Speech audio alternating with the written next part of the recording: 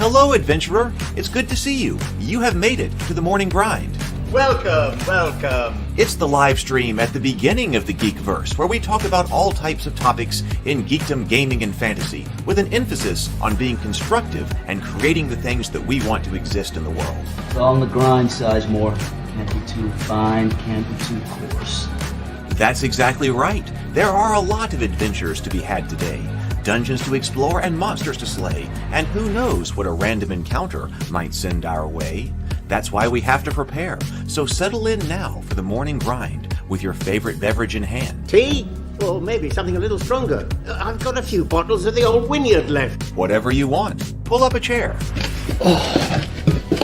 Dude. If you're feeling fancy, how about a cappuccino? Or a frappuccino? Or how about an espresso? Just tea, thank you.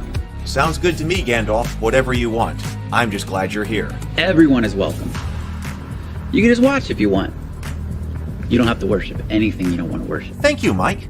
But be forewarned. Sometimes we get really strange characters around here. Wait, what's that you say? Why can't you come and be a part of the stream? My wife would disown me. Oh no, I bet she'll be fine with it. Come on in. Am I scared for my safety? No. What are we supposed to do? Everybody do the secret handshake.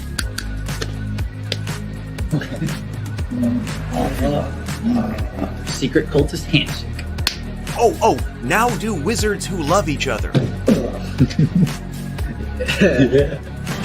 This, my friend, is a science. I still don't have gifts, but it's fine. It's all on the grind, son. Can't be too fine, can't be too coarse. Dude, this would be a sick place to bring the band. Indeed it would be, Dave. It really would. I'm seeing more people coming in. Welcome. Glad to have you here. Oh, look, here's someone new. Is this the cultist meetup? Yes it is. Come to hang out? Please accept me. I have nothing else. Okay, we accept you. Everyone's welcome here. Brought some snacks. Well, that makes things even better. You want some coffee? I don't drink coffee. You sure? It's cultist coffee. What makes it cultist coffee? I'm a cultist and I'm drinking it. Oh. Then I'll have some. What exactly is going on here? I'm seeing more people coming in. Welcome. It's so great to have you. Oh, and look, here comes another stranger. Can we help you? Yes, fellow cultists. I could really use some food. Oh yeah? Welcome. We have donuts. Oh, it's me. I'm glad I'm here. I'm sure you have a few questions for me, though. What's your name? Who do you work for? What god do you worship? Great questions, Rob. I'm Steve King, and I worship Nyarlathotep. No, not really. I'm just Heath, and I won't be worshiping anything this morning. But I will be your host. Welcome to the office. We're going to have a great time. I've got my coffee ready, because now it's time for the morning grind. If you could become a fish, that would be amazing. Then I could command you with my mental fish powers. Good morning, everyone. Good morning. It's so good to see you. I'm trying to get my camera back set up. I've been moving things around. That'll work, I think. Great to see you. Theo's here. Wonderful. Glad to have you. We are getting back in the swing of things. At least I am. In fact, I want to get more than just back in the swing of things. Christmas is over. Except for, I actually do have one more Christmas thing I've got to do tomorrow. I'm taking all the nieces and nephews laser tagging because I'm trying to do more experience-based Christmases rather than gift giving. So I'm taking them all to play laser tag as part of Christmas tomorrow. So still a little bit more Christmas to go, but on the whole, Christmas, all the franticness of Christmas is over, and I've had a fantastic Christmas. I hope you did too. This was one of my favorite Christmases in a long time.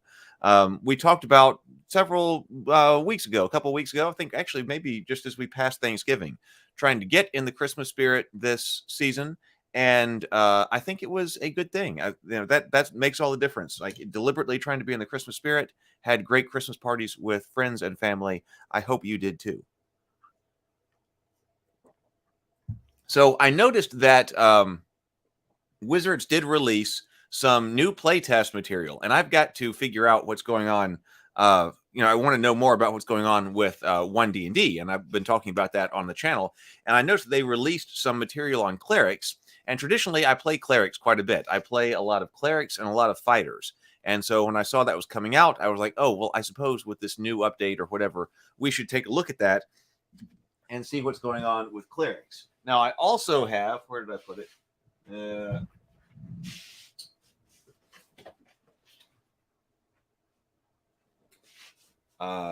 We'll find it here in just a moment.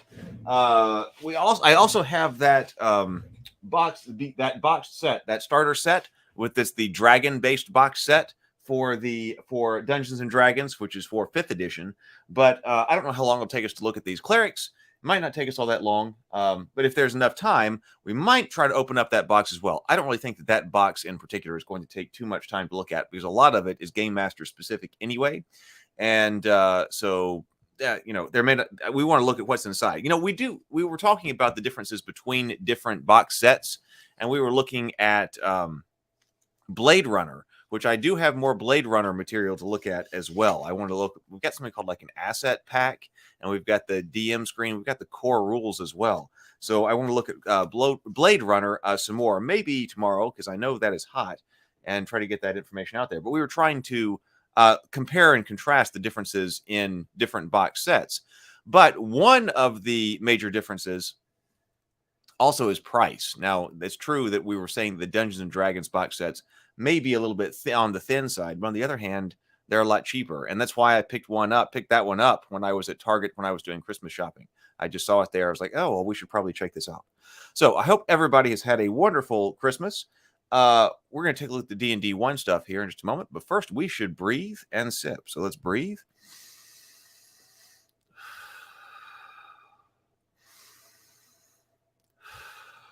And sip.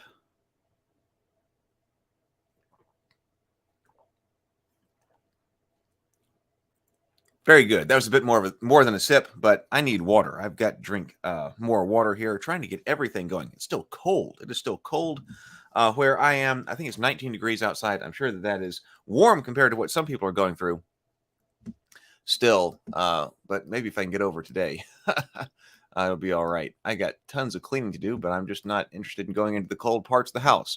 My house is not recovered from Christmas yet either. So has anybody taken a look at the cleric material for D&D 1? Let me bring this up. Oh, didn't actually put it on the screen. The cleric and revised species. So this is the new PDF that came out. I should probably I'll take a 5th edition book handy, so that we can make comparisons to what is in the cleric in 5th edition. So we have that handy. Let me open up over here to the cleric.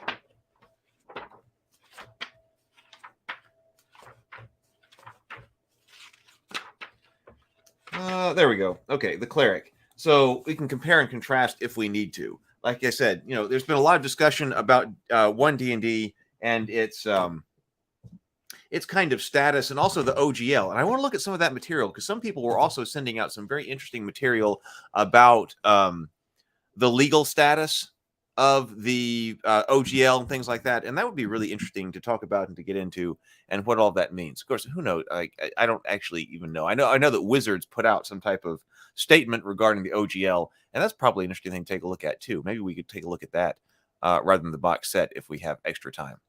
But okay, so what did they put out? This is Unearthed Arcana 2022, the Cleric and Revised Species Information. So this document is the third in a series of Unearthed Arcana articles that present material designed for the next version of the Player's Handbook.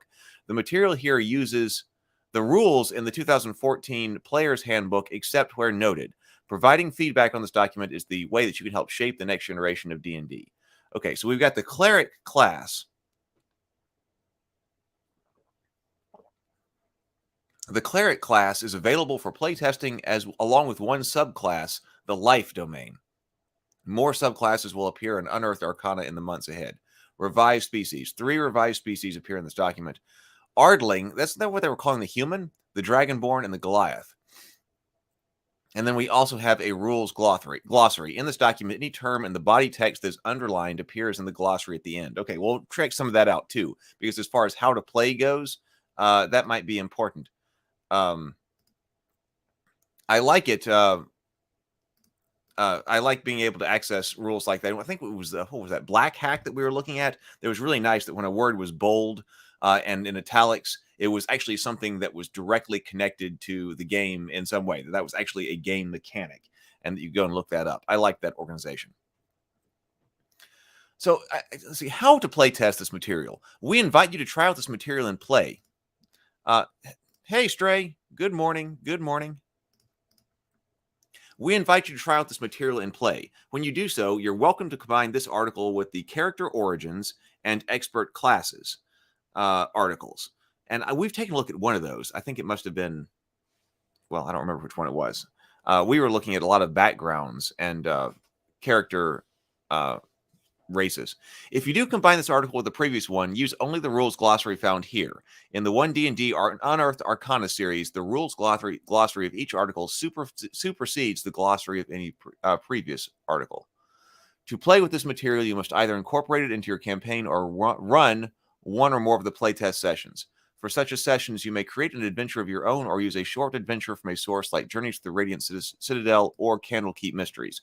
So I know when Pathfinder was playtesting its second edition, it had certain playtest adventures you were supposed to run through, which I've got over there, but I never got to actually run through them. So we've got two recommended ones here. Journey to the Radiant Citadel, I do have. That one's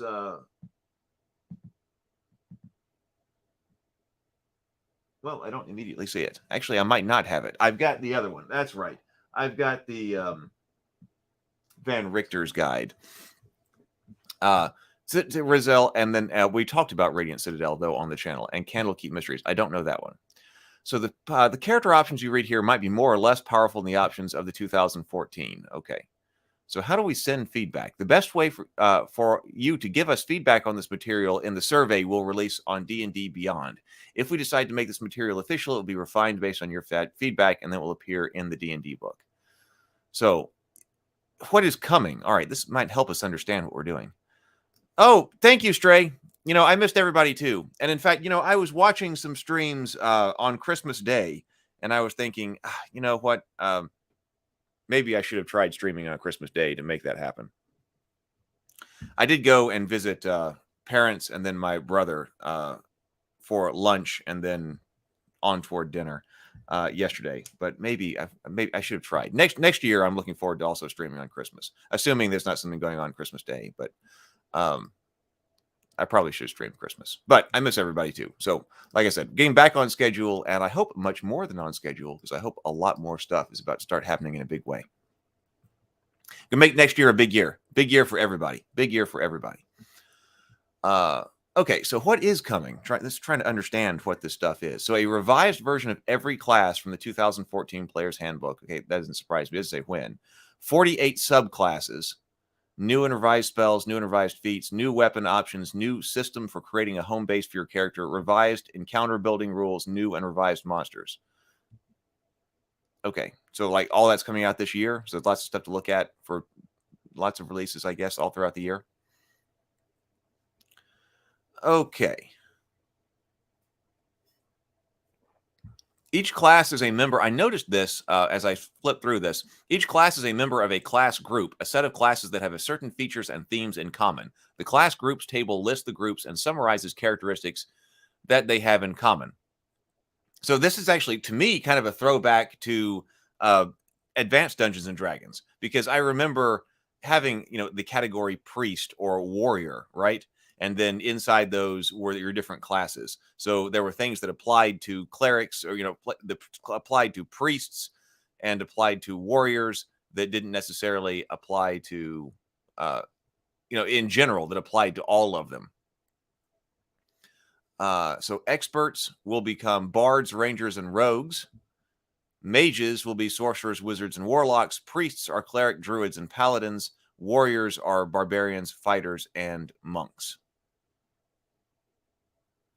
The Artificer is also an expert. This class appears in Tasha's Cauldron of Everything and Eberron Rising from Last War, not in the player's handbook. Okay. The class group has no rules in itself, but prerequisites and other rules can refer to these groups. For instance, only members of the mage group might be able to attune to a particular magic item, or a feat might be only available to the members of the warrior group. When creating a party of adventurers, one way to form a well-rounded group is to include at least one member of each class group. That said, mix and match till your heart's content. So 3 different classes in every class group. How many different unique parties does that mean there are? Somebody should might be able to do that math. Figure out the combinations and permutations here. So would that be a combination or a permutation of how many different unique groups you could have? So let's keep going. Okay, so here we are. Priest. So Cleric. Class group Priest. Primary group Wisdom. To create a cleric, consult the following list, which provide hit points, proficiencies, and armor training. If you're making a first level character, also create the starting equipment section. And if you're using the multi-class rules, see the multi-classing the cleric section. So here is our table. So I've got the table up over here. So we've got proficiency bonus, we've got class features, channel divinity, and spell casting. So on level 1 over here, we've got spell casting and divine domain. So we've changed that up to spell casting and channel divinity, which actually is level 2 over here. So we'll go through that here in a second, but let me take a look over here on the chart here. So cantrips known, and then prepared levels 3-2, 3-3, 3-4-2, 4-4-3. So far, that's looking about the same over there in the prepared spells. What about down here?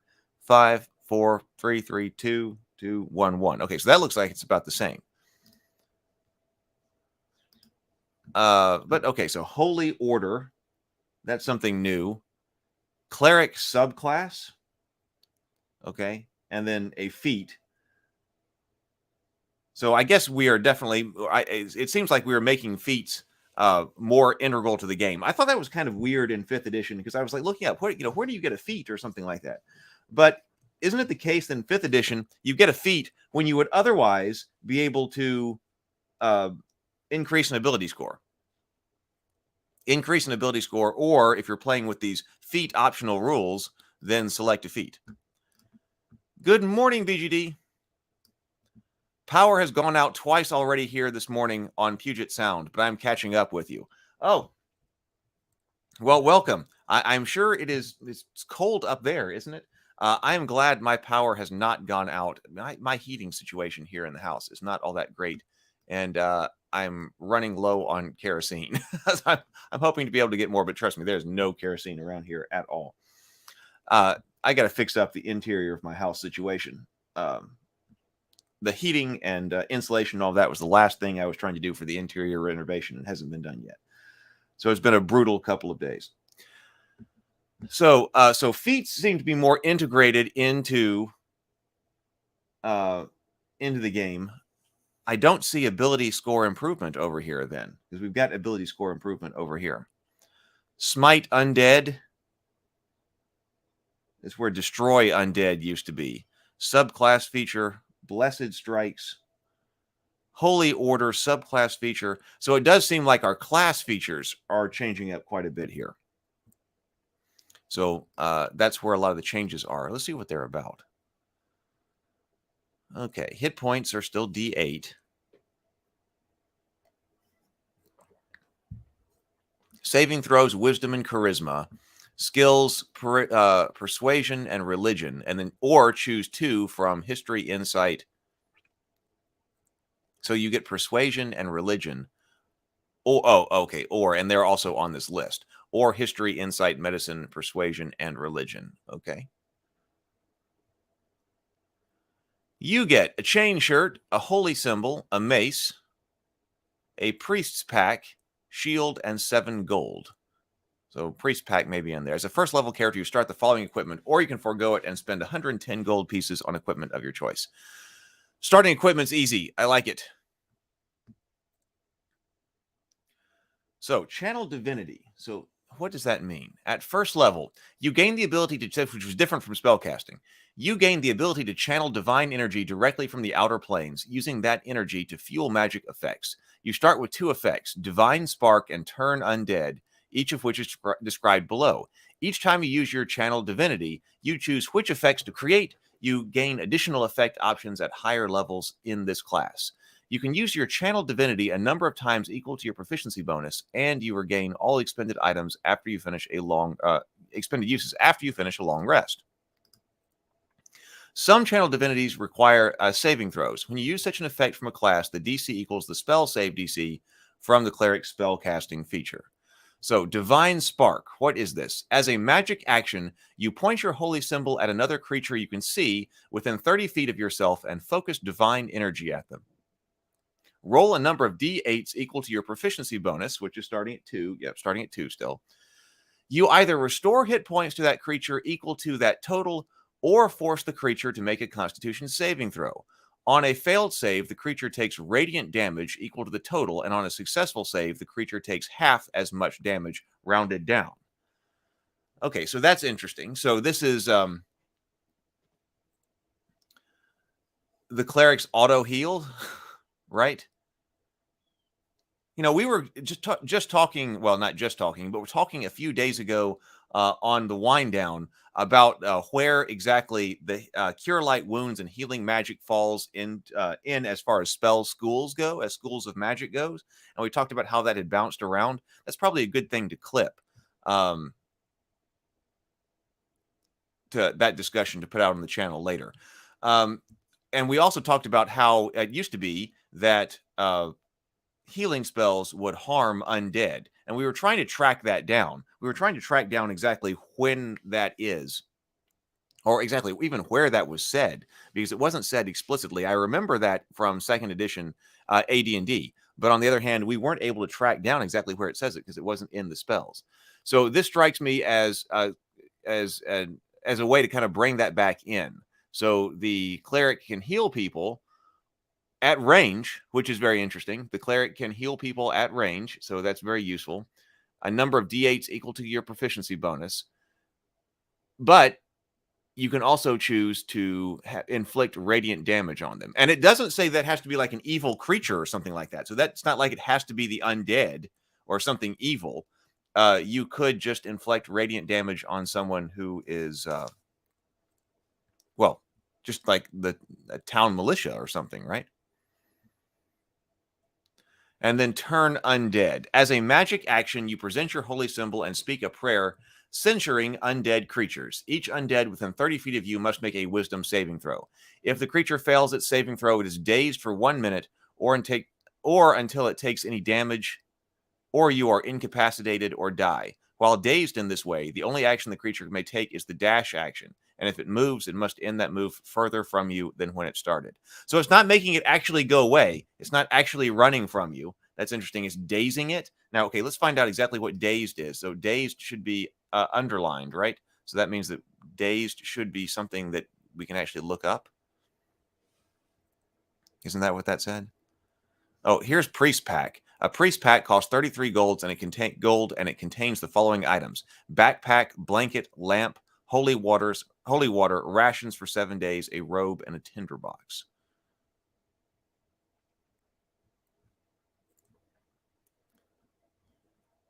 Where is... So dazed, the dazed condition. Okay, while dazed, you experience the following effect. You can move or take one action on your turn, but not both. Oh, okay. You may move or take one action on your turn, but not both. Okay. You can't take a bonus action or a reaction. Is dazed in here? Should be, right?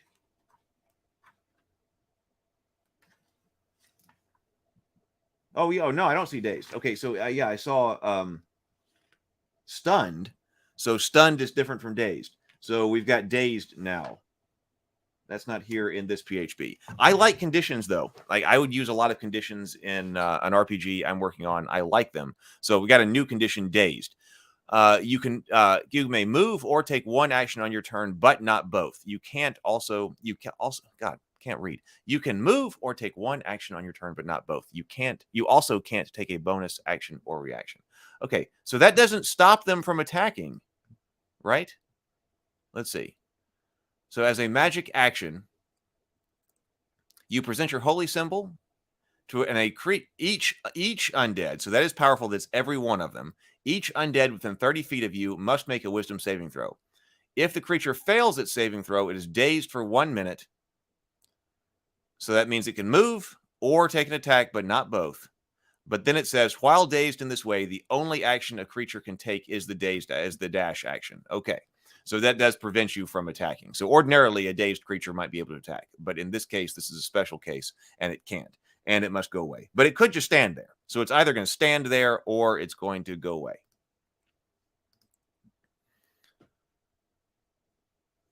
Okay, first level spellcasting. You have learned to cast spells through prayer, meditation, and devotion. See the player's handbook for the rules on spellcasting. The information below details how you use those rules as a cleric. Prepared spells. You have the following spells prepared. So it just tells you: Cure Wounds, Sacred Flame, Shield of Faith, Spare the Dying, and Thaumaturgy. Alternatively, you can prepare 3 0-level spells, also known as cantrips, and 2 first-level spells of your choice. Any spell you prepare for this class must be a divine spell. Whenever you finish a long rest, you can pray or meditate and replace any spell you have prepared with this class with another divine spell of the same level. At higher levels of this class, you prepare more spells as shown in the cleric table. The number there determines the number of different spells you can prepare each level. For example, as a 4th level cleric, you can prepare 4 first level spells, 4 0-level spells, 4 different first level spells, and 3 different second level spells. Consult prepared cleric spell section for recommended spells. I like that too. That would get somebody started a lot faster. Like, here's what here's what you got prepared. If you want to go deeper, then prepare your own. But here is a good starting selection for you. Go play the game. And then also, now, what am I supposed to take? Well, we've got some recommendations. Spell slots. The cleric table shows how many spell slots. Okay. So the spell slots. The cleric table shows how many spell slots you have at each level to cast your cleric spells of first level or higher. The number of different spells you can prepare of each level equals the number of spell slots you have at that level. For example, a 5th level cleric has 4 first level spell slots, 3 second level spell slots, and 2 third level spell slots. So that is both. Prepared spells per spell level. That's both prepared spells and spell slots. Spellcasting ability, spellcasting focus. So 2nd level, Holy Order. BGD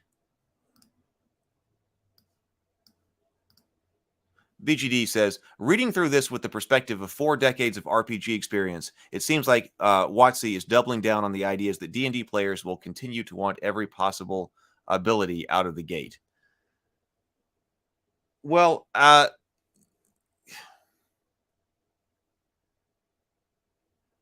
yeah, I would say that that the trend has always been to make sure that players have more abilities, like you're talking about, and also experience the least inconvenience. That if it's something that's inconveniencing players, those things generally go away. So it probably is continuing that trend. So I guess that has the idea there about both healing, the divine spark that's both healing and damage causing, and turning undead. Yeah, see the way I would fix that. Rather than BGD says, rather than to earn powers and progress more incrementally with a great value placed on character survival. I think that's right. We're not exactly sure how easy it's going to be to die here in 5th edition yet, or 6th edition, whatever, D&D 1 yet. We're not sure how easy it's going to be to die, but my guess is it's probably pretty hard. Like, how many people have had 5th edition characters die? I have, but it's not all that frequent. And one time it was because we deliberately did something we should not have done, and didn't take a rest for some reason and didn't have our powers and abilities. But as long as you had that, we would have made it out of that encounter as well. So, yeah. And because a lot of the other games that we've been looking at, well, Mork Borg being one of them, even things like White Hack and Black Hack, right? They're much more like you roll up your character and you play and you may die. They're deleting valuable dimensions of play from the game. I can absolutely understand that perspective. Like, I remember one of the times, like one of the first things that I encountered, which was back in 3rd edition, which addresses the point that you're talking about here at BGD, was when the Paladin's mount became summonable, that you just summon it, and then, it goes away when you don't need it. You banish it when you don't need it. Instead of actually having the mount be something that was, that you actually had to take care of and think about what to do with, and what are you going to do with the mount when you're going into a dungeon and things like that. Rather than have that, it became like the World of Warcraft mount. You conjure it up and then you dismiss it when you don't need it. So that goes the power level thing, but also then stopping people from having inconveniences. Is this something that's inconvenient? Now, that's different from something that is like annoying with the game, because I'm all about smoothing over mechanics. Like, when we talk about things like encumbrance, if this is something that people are not enjoying, the way we are doing it, if it's supposed to be doing something that's important for the game, we need to streamline it. And actually, I do think that inventory and encumbrance and things like that do important things for the game, but we need a more elegant system. So I'm always for streamlining rules, coming up with unified mechanics, and making things more elegant. But yeah, but yeah, I feel what you're saying here, BGD. Now, my solution to that actually would be, if you want to have characters, which I do, I like having, like, some of the 0 level games I mentioned before, some of my favorite that I played. I tend to like, now that was AD&D. AD&D 0 level, we had some really fun times there. Low level games in general, I like. But if you want more abilities, I would make it much easier to be able to create a higher level character. So if you don't get certain abilities until level 10 or something like that, I think a more integral part of the game should be, hey, everybody make 10th level characters. Because I'm running an adventure, for 10th level characters, we're doing a one-shot or something like that. It should be pretty easy to jump in and just create 10th level characters if you're trying to create more competent characters. Because I don't think you always have to start level 1. I mean, not every game has to start that way, especially if you're doing 1-shots or 2-shots. Hey, create a character that's a very competent character. You're playing the equivalent of Aragorn and Boromir in this campaign. Go for it. BGD says, I agree with you 100%, noting the important differences between streamlining play and dumbing it down. Yeah, I think that is an important difference. Streamline it, make it more efficient, make it more elegant. But then sometimes that goes along with dumbing it down. And those are different things. But occasionally you do end up with... I do read rule books, right? That's like, this is a much more streamlined rule book. And it might be a much more streamlined rule book. But I read it and I go, okay, that was dumbed down. Right. So, yeah. Stray says, I like to teach my players responsibility. If they take care of their pets and mounts, the reward is generally worth it. Yeah. But it seems like most of the, it seems like not having to worry about taking care of them is something that the game is kind of drifting toward.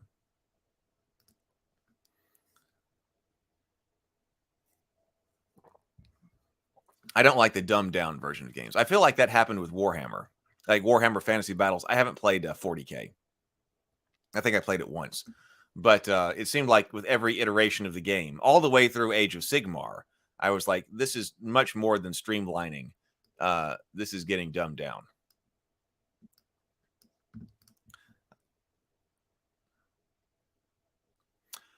So we were just talking about spells. So Holy Orders. Okay.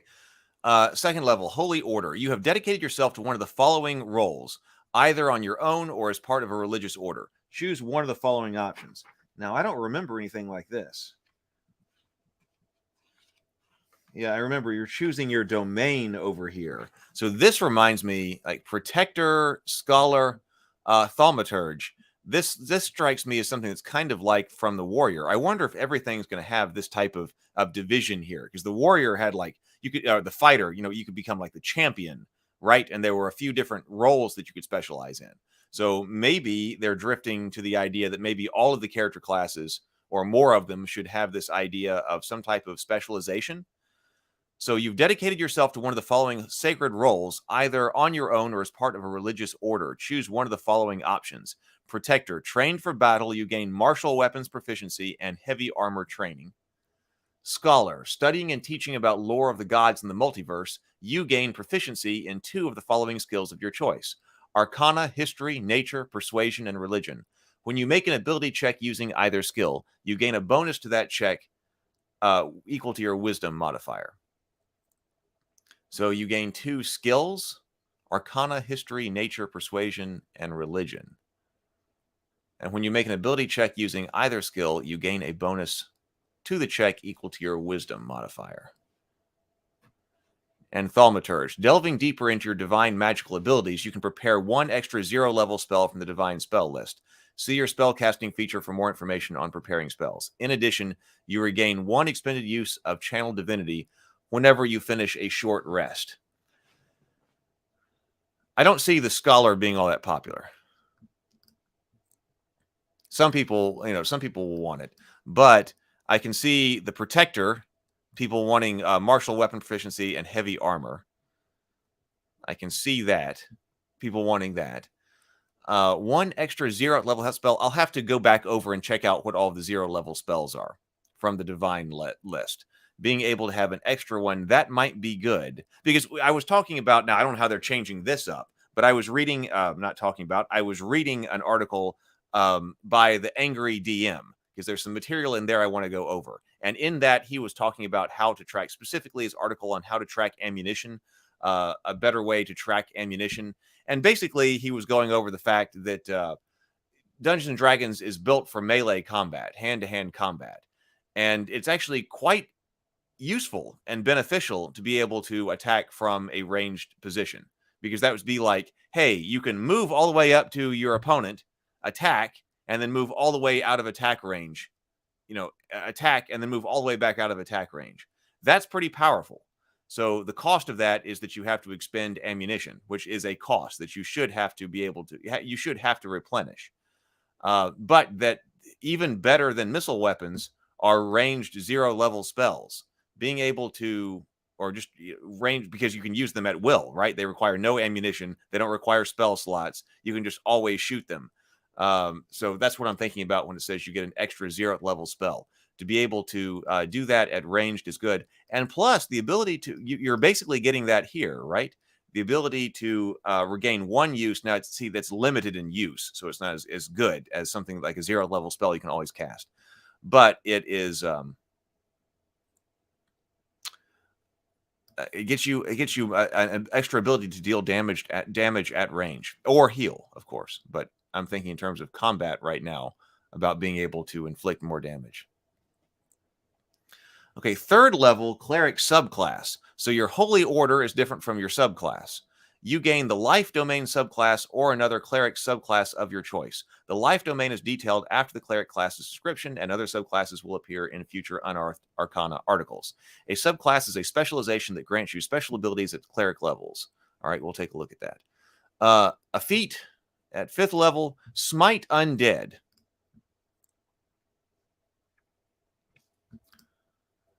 You can cause turn undead. You can cause your turn undead feature to smite the undying.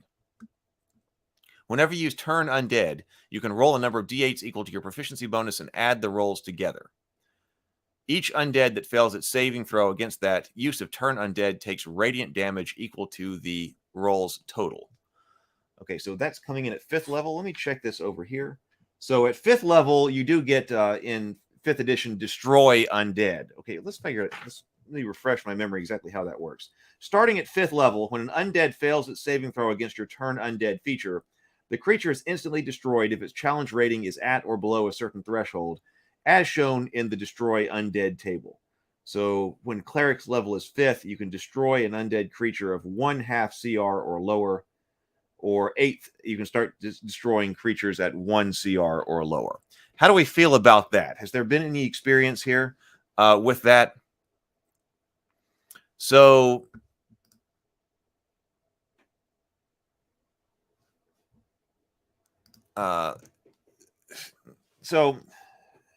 geez, this 5th level cleric. I'm trying to. I haven't, I've played several clerics, but only one in 5th edition. I've played one cleric in 5th edition. That can't be true.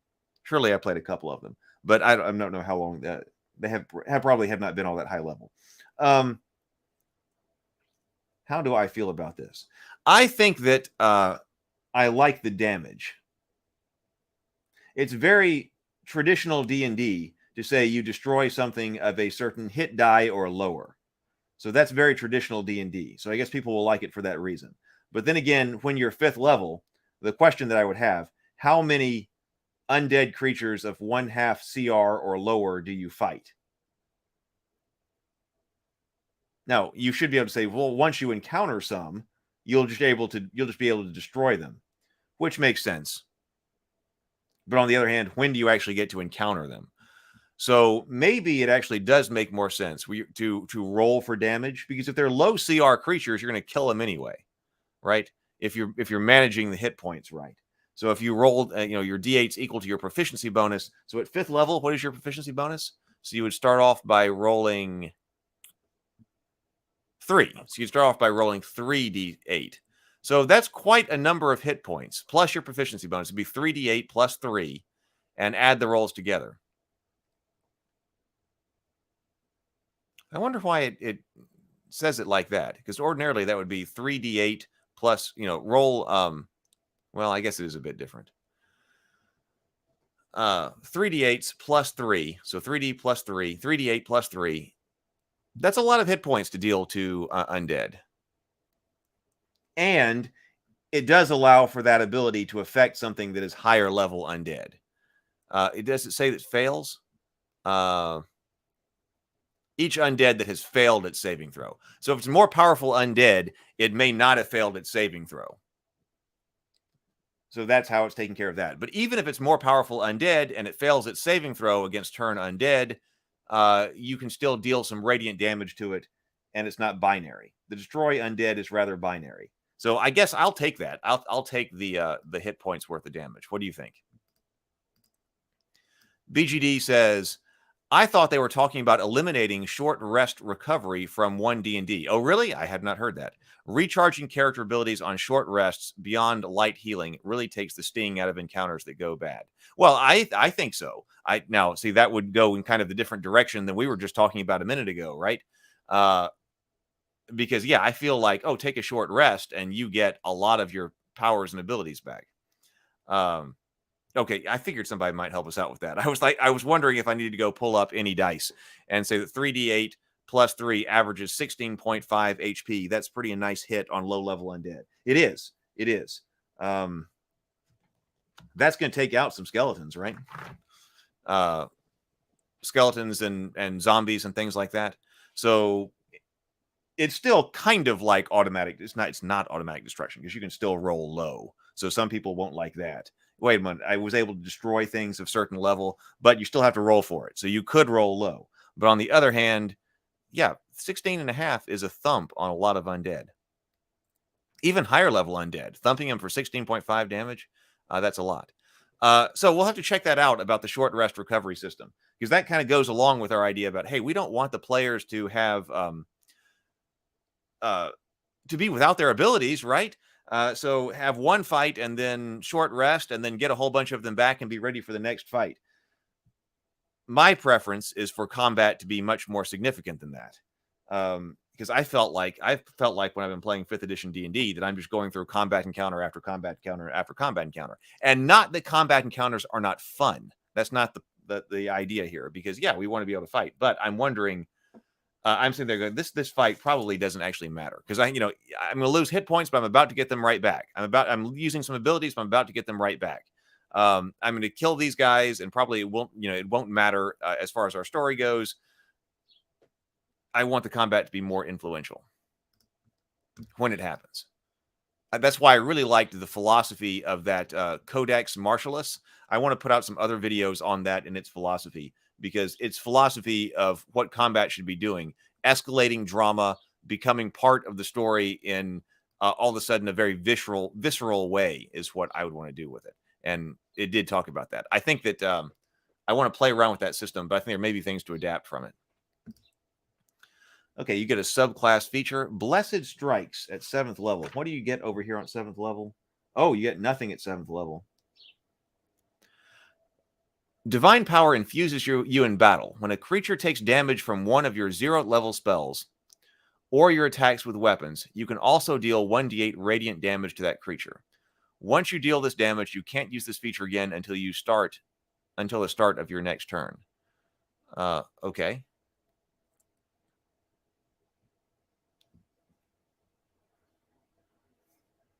So you basically get an extra d8 damage of a certain damage type at 7th level that deals an additional d8. Kind of strikes me as kind of like a strikes me. It kind of strikes me like a paladin kind of thing. Okay. But and you can use it a lot too. Once you deal this damage, you can't use this feature again until the start of your next turn. So it's only once per turn. But that's going to be dealing out a lot of Blessed Strikes in battle.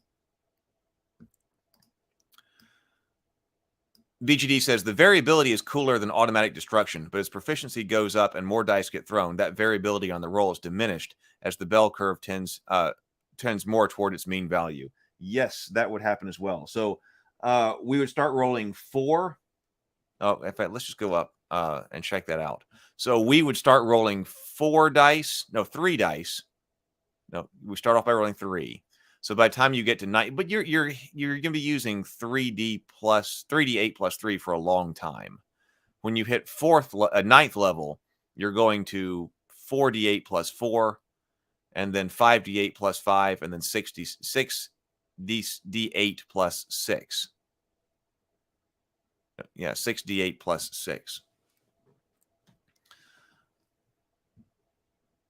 Yeah, your bell curve effect will get stronger and stronger there.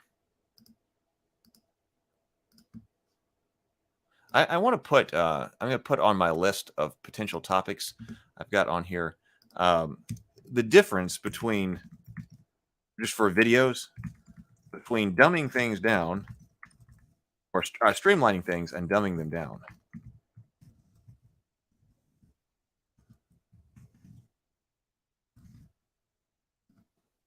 That sounds like a good topic for a video.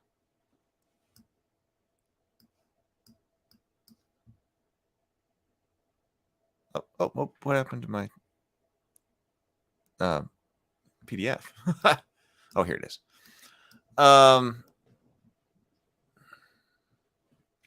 8th level, get a feat. 9th level, Holy Order. Your sacred duties have expanded, allowing you to choose a second option from the Holy Order feature. So I guess a lot of people will get the magic and the martial weapons. Subclass feature, 11th level, Divine Intervention. You can call on your deity or pantheon to intervene on your behalf when your need is great. As an action, describe the assistance you seek and roll the percentile die. If you roll a number equal to or lower than your cleric level, the divine power intervenes. The DM chooses the nature of the intervention as the effect of any divine spell is appropriate. If the intervention occurs, you can't use this feature again for 2d6 days. Otherwise, you can use it again after you finish a long rest. If the intervention occurs, you got to wait 2d6 days. Isn't that, yeah, there was divine intervention over here as well. Divine intervention improvement, I see at 20th level, but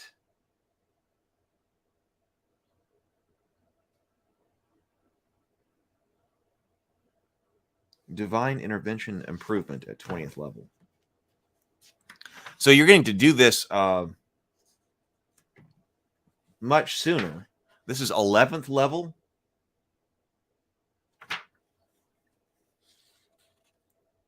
Let's see. Divine Intervention. Oh, no. Divine Intervention. Beginning at 10th level, you can call upon your deity to intervene on your behalf. This is reading from 5th edition. Imploring your deity's aid requires you use your action. Describe the assistance you seek and roll percentile dice. If you roll equal to or lower than your cleric level, your deity intervenes. The DM chooses the nature of the intervention, the effect, if any cleric spell or cleric domain spell would be appropriate. If your deity intervenes, you can't use this feature again for 7 days.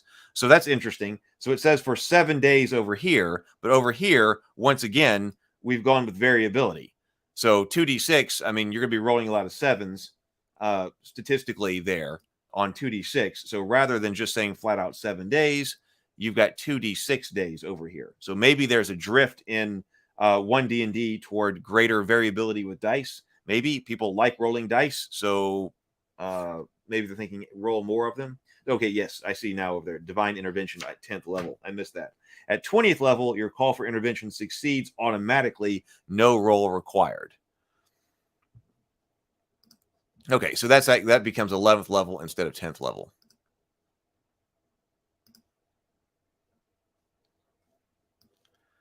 LOL, it seems like no one has the patience or the attention span to get to 17th level from 1st level anymore. Maybe that's an issue. Maybe that's an issue. For me personally, it's much less about the attention span and the patience as it is about the ability to get everybody together to actually play. It's playtime that's the problem. I think that's why I've been drifting toward one shots and other systems that allow you to play exactly what you want to play for one game or 2 games. Get people together. You got 3 hours to maximize storytelling and story inside, a 3-hour session. So I wonder how shortened attention spans and things like that, if they were thinking about that when they were designing OneDnD and how that's drifting. But for me, that kind of stuff would definitely be about playtime. It would be the ability to play. Feat, subclass feature, feat, greater divine intervention. Okay, so at 18th level, when you get your divine intervention feature, it succeeds automatically. I've never played a cleric that's been able to have that. Has anybody had a cleric that has gotten automatic divine intervention? You can't use it again for 2d4 days after that. But that seems great. Now, I suppose it's tempered a bit by sort of recommending that what this intervention is any spell. So it's like getting to cast a free domain spell. Maybe your game master or the dungeon master chooses which one it is, or something like that. But that is like you're not the avatar of the god isn't appearing, right? But it's some type of prayer, and you basically get its effect is basically you get a chance, and then later an automatic free cleric spell that happens to be of any level that is appropriate to your need at the moment. I've never played a cleric with a high enough ability to do that. I want to maybe the highest level cleric I've played in 5th edition might be 7th level. I think I've got a 7th level cleric in loose game. I think he's 7th, and I really like. He's an Iasamar cleric, and I need to find his miniatures because I got to paint up his miniatures. That got him 3D printed from I built him on Hero Forge. 19th level feat, 20th level. Epic boon. You gain the epic boon of fate or other epic boon feat of your choice. Is that? We need to figure out what that is.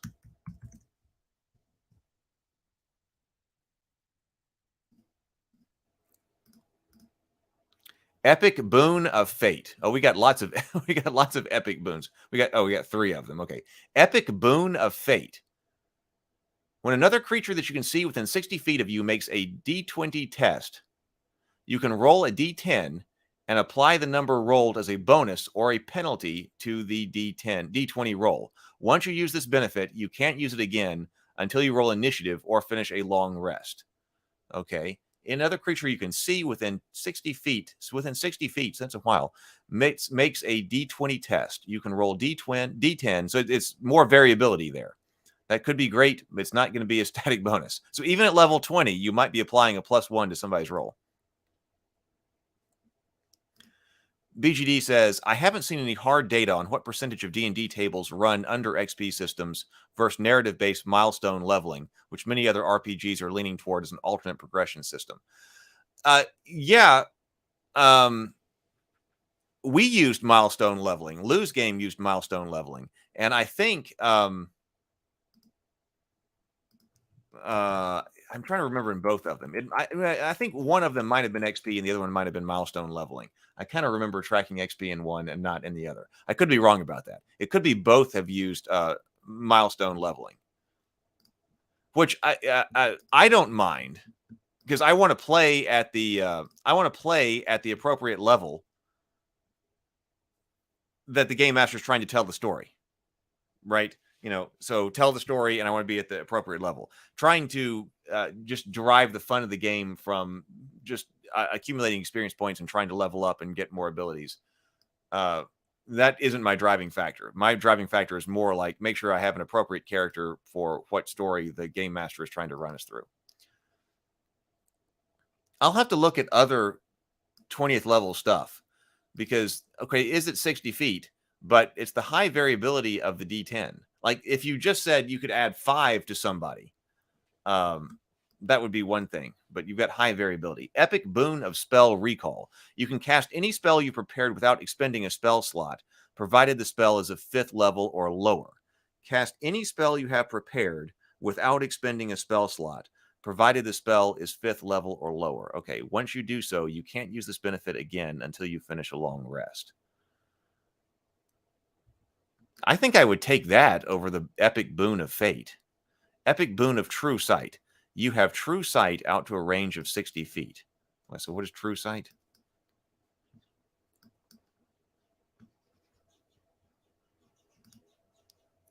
True Sight. A creature with True Sight has enhanced vision within a specified range. Within that range, the creature's vision pierces through the following: darkness, invisibility, visual illusions, transformations, and into the ethereal plane. Well, that's interesting. I think I would still take the spell casting one.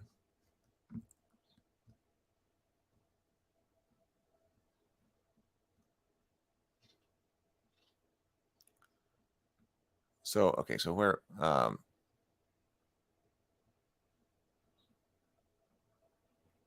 So we're right here. Epic Boon. So prepared cleric feats. BGD says, I much prefer milestones, both as a GM and as a player. Immersion and story benefit greatly. Yeah, I agree with that. And I don't want to have to deal with XP points either, basically for either one. Trying to tally those up as the player or the game master. This is not such a big deal for the player, but here's the XP atom and stuff like that. But especially as the game master, trying to figure out how many XP. I never really liked Dungeons and Dragons XP system earlier on. Now, originally I understand it was done by gold and things like that, but I wasn't playing then. But then even after trying to playing like basically second edition Dungeons and Dragons, when everybody is doing XP, you got to figure out. I mean, it just basically comes from killing monsters. Yes, you can overcome the monsters. It doesn't have to just be killing them, but you get XP from that, and you got to figure all that up and divide all of that, count up the number of monsters. I don't want to have to deal with that. The monster was killed or whatever. Like how many goblins or rats or something did we kill? Tally those up, collect XP, divide among the group. If you are doing XP, if you're going to do XP, the system that I like best for XP, even though it's more complicated, but if you're going to do XP, my favorite system for XP is something more like that was in MERP, because you can get XP for a lot more things than just killing. Now, that means that the record keeping on it is much, much higher, because all of a sudden you're not only figuring out, who gave killing blows to monsters, but you're also trying to figure out what level critical you did to them. And if you're a low level and they're a higher level creature and you crit them, you get more points, but also you get points for spell casting. You get points for traveling and exploration. A lot more things that I think, oh yeah, now this encompasses a lot more stuff that would increase your experience as a player, as a character, rather.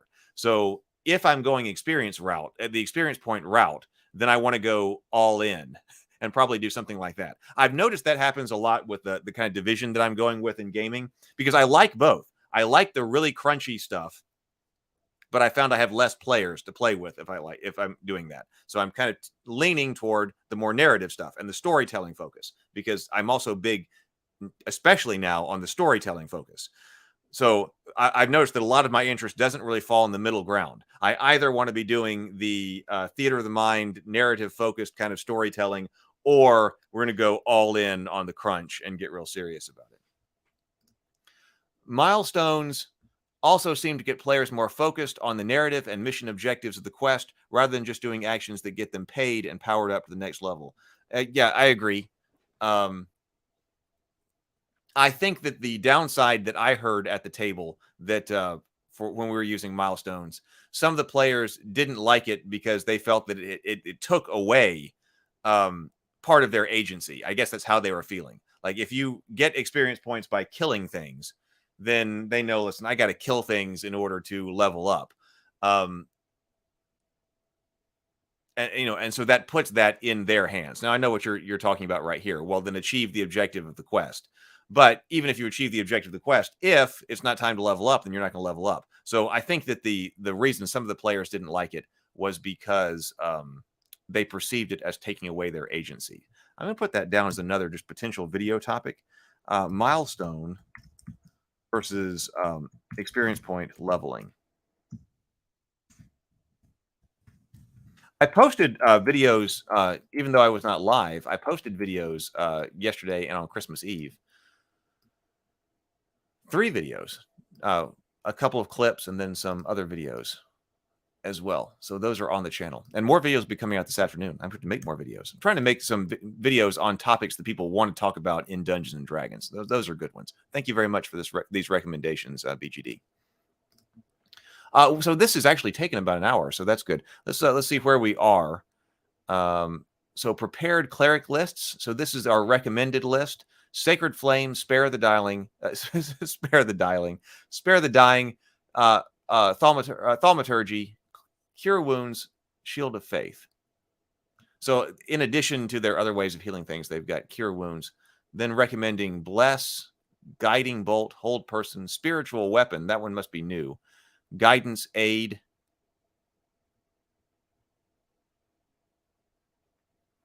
Life Domain. I kind of want to look up and see what that is. Character species. So there was some kind of adjustment to the Ardling. No, Ardling. No, Ardling wasn't human. That's what used to be Iasimar. I think that's right. That's right. Because I was like, oh, wait, what is this? But celestial animals roam the beastlands. Wait, what is this?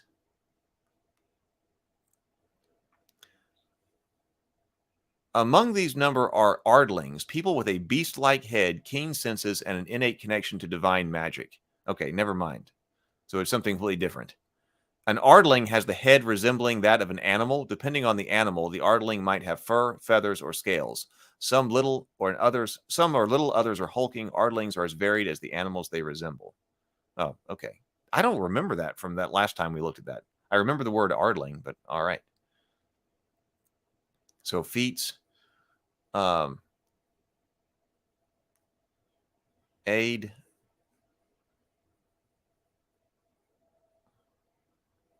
Let's see if we can get to spiritual weapon. Then we may call it. So what are we doing with spirit weapon now? It was underlined.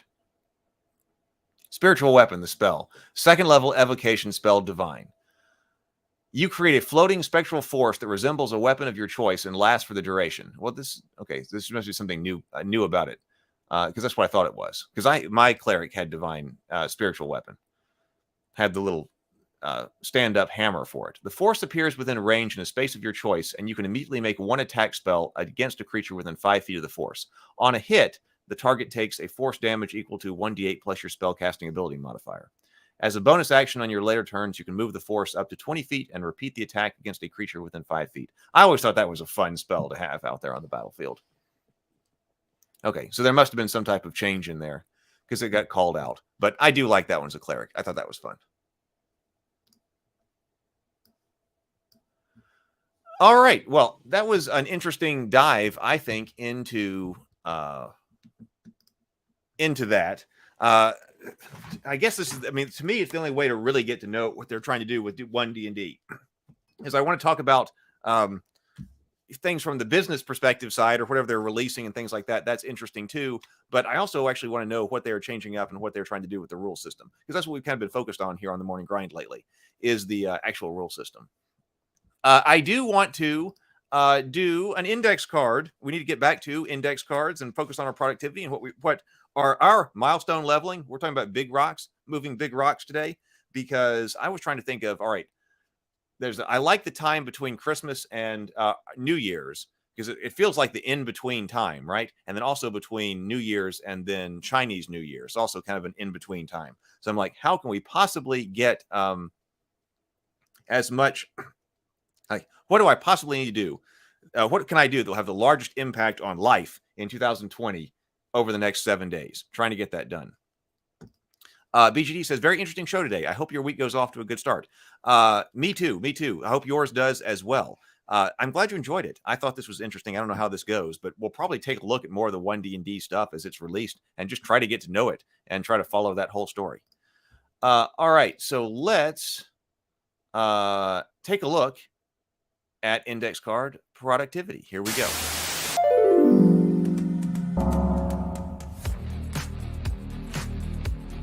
Well, I manage my department, and I've been doing that for several years now. Your department's just you, right? Yes, Jim, but I am not easy to manage. If you would like to join in on being more productive with me and everyone else here on the stream, but are in need of a system to help you out, here's an easy system that you can adopt and that I recommend. Grab a sheet of paper. I find that an index card folded in half is the perfect size for this. But if you don't have an index card, no problem. Any scratch piece of paper will work just fine. Just grab it and a pen or pencil. Think for a moment and come up with the 3 things that if you were to accomplish them today, you would know and feel that it was a great day. I bet you can take a breath right now and think for just a moment, and you will know what those 3 things are. We're going to call these 3 items our big rocks. Our objective is to move these big rocks during the day. Now, don't make the rocks too big, because then you can't move them. Rocks that are too big to move in about a third of a day, we call those huge rocks. Moving the huge rocks is our major multi-day goals in life. But in order to move them, we have to break up the huge rocks into big rocks that we can actually pick up and move around. But we don't want these rocks to be too small, because although small rocks are easy to move, we don't feel sufficient accomplishment when we move them. Moving the big rocks makes us feel accomplished because they advance us toward our objectives in significant ways. You decide what size tasks are small, big, and huge rocks for you. If you get all 3 of these tasks done, then go ahead and add a 4th or a 5th big rock. But don't do that unless you've finished your big 3. You want to look at your list at the end of the day and feel success and accomplishment. You can use your phone for this if you want to, but I think a sheet of paper is better, because then you don't have to pick up your phone to check your list of big rocks and potentially get sucked into all the distraction on your phone. The phone will also let you put 20 or 30 things on the list, no problem. Half an index card will keep this tight and focused. I know there are dozens of things on my to-do list on my computer, and that's too much. This method allows me to extract what I really need to do during the day and focus on that. If you're already using a productivity method that you like, no problem, use that. Do what works for you. Now let's write down our big rocks and try to get them done between now and the wind down live stream in the evening. That's where we check in, see how we did, celebrate success, and see how we can improve tomorrow. If you need encouragement during the day, look to the Ravenkeep Discord server. It's a great and constructive community. Let's take over the Geekverse. All right, I got my index card right here. Unfortunately, I had a whole bunch of big rocks that kind of stacked up and didn't get moved before Christmas. And I was trying to get a lot of those things done before Christmas, but I didn't get them done. So they are still stacking up. But I'm trying to identify the 3 for today that I really need to get done. First of all, I do have to make sure that I call the laser tag place to try to arrange the party. I was a little bit late on arranging that, and so the person had already left for the holidays, their party arranging person, party planning person. So hopefully I can actually get a party package, but I need to make that call for tomorrow. But I need to make that call as soon as I get off here. But then as soon as I do that, I have got to. I'm working on a 3-pronged attack for what I'm trying to do here, and especially into 2023, 2023. 3-pronged attack. One is this channel, because I like what the format that we kind of developed over the past 2 months here on this channel. Also trying to bring out new shows. So prong of attack number 1 is trying to expand this channel, do more, get more videos out, and do more on this channel. So that's one prong, which includes getting more sponsors for the shows. So I've got to work on that, and then reach out to people about sponsoring the channel and the show. I've got people I want to write to, and it'd be great to have them on board and try to do something over the first quarter of next year in a really big way. That's prong number 1. So really, and that's the one that's the foundation. So I've got to get that going. So creating a sponsorship package is on this list, and then emailing people about that sponsorship package is big rock number 3. Those things would really help me out. That's my first prong of attack. My second prong of attack is the movie scripts and pitch material. Brianna and I are meeting on that tomorrow. I spent a lot of time yesterday working on that, and I was reading this morning during my core creative time. I needed to read more. I got The Writer's Journey right here. This was recommended to me. And so this morning I spent about an hour and a half of creative time because I was up, not exactly when I wanted to, trying to get back to it, but pretty close, and read The Writer's Journey. And this was helping me out with structuring some of the film. So getting the film scripts ready and the pitch material for that is the big prong, the other big prong. So the foundation prong, YouTube channel, big attack is the films, scripts, and getting them done. And then the in between there are continuing to try to release things like the action figures, the games we're producing, like Terra Tiles. Oh, I need to post to the Discord server. I've got to catch up on the Discord server. In fact, let me also post a link here to the Discord server so that you've got it. If you are here and you are not here, if you are not already on Discord, I got to catch up on everybody on Discord. I have not. I didn't do that over Christmas. Ravenkeep Discord. Oh, trying to bring out the RPG books, the plush toys and things like that. That is the second prong attack. And I'm wondering if I should look for publishers for that. I'm not sure. I'm trying to think of new ways to get more stuff done. So might need to do everything we're trying to do here. Might need to bring other people on.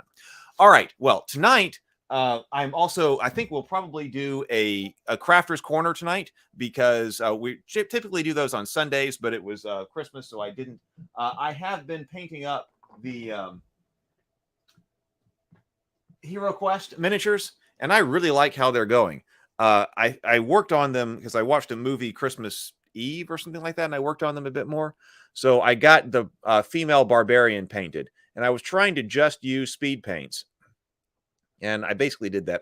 What's on her shield is not speed paints, but it's pretty close to all speed paints. And I like it. It's a perfectly acceptable tabletop standard. And actually, I think that a lot of these figures came out just fine. So a lot of these figures for the Hero Quest Frozen Horror Pack are done. And I'm trying to get them done so that we can do Dinner and a Board Game Solo Edition. But I still have more painting to do on like the big guy here. He's got his base color on, and then he's got a wash on him, and likewise, so do like these bears. But they need a second round of their base colors in order to get tabletop ready, I think. I'm learning how to use the speed paints better now. So I think that in the future, I'm going to do another box with the speed paints, and I think I can get better results. Because I really like, for tabletop standard, what happened to the mercenaries over there and the female barbarian. I think that was a perfectly acceptable tabletop standard. But I didn't quite have my technique down when I was painting these bad guys. They're the first ones. There's the Yeti right here. So they ended up getting washed again. And so they need a reapplication of their base color. So maybe I can do all of that in one more painting session. So maybe that's the crafter's corner tonight. All right. Well, let's go be productive, everybody. I've enjoyed hanging out with you. Hope you had a Merry Christmas. Hope you stay warm as we get through this for another day or two or whatever before we start maybe returning to something normal. And then also, Happy New Year. Let's think about how to make everything happen we want to have happen in the new year. I think it's gonna be a big year. Bye, everybody. See you around.